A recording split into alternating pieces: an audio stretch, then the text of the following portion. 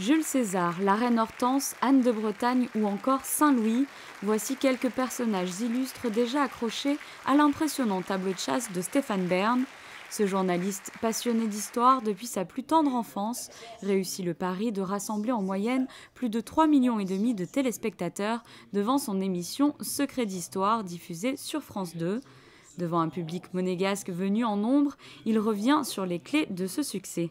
C'est un mélange de plein de choses qui font que, en permanence, je suis passionné parce que j'ai l'impression que je dois répondre à une mission d'urgence, qu'il faut absolument sauver telle personne des oubliettes de l'histoire.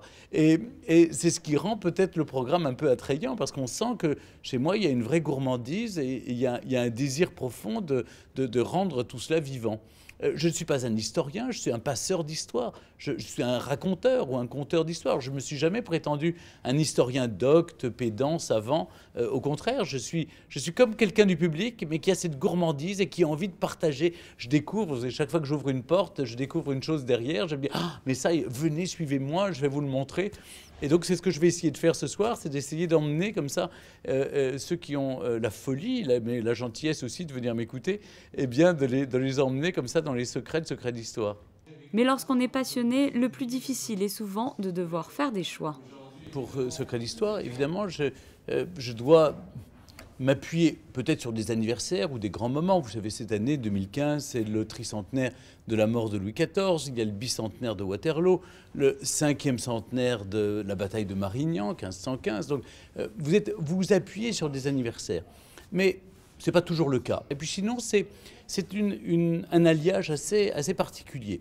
C'est-à-dire qu'avec mon producteur, on couche sur le papier des personnages qui nous fascinent, qui nous intéressent, qui nous permettent à la fois de raconter une période de l'histoire de France ou d'Europe, et ensuite de s'appuyer sur des lieux, des décors, des châteaux fabuleux, ou en tout cas des endroits qui sont méconnus du public et qui mériteraient d'être explorés à la fois par la caméra pour ensuite inviter les téléspectateurs à s'y rendre.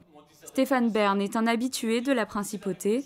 Il nous parle de cette fascination pour le rocher et ses princes. Monaco m'a toujours fait rêver.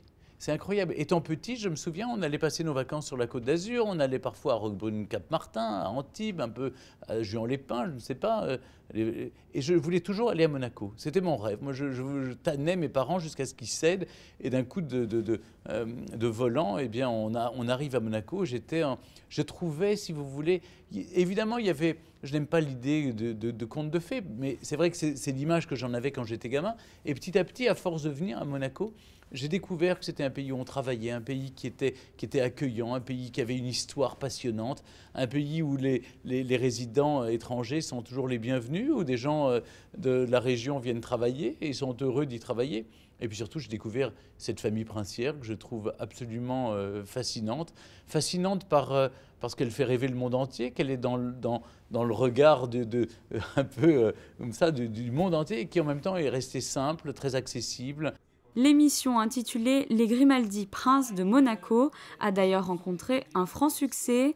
Souvent rediffusée, plus de 10 millions de téléspectateurs l'ont vue à ce jour.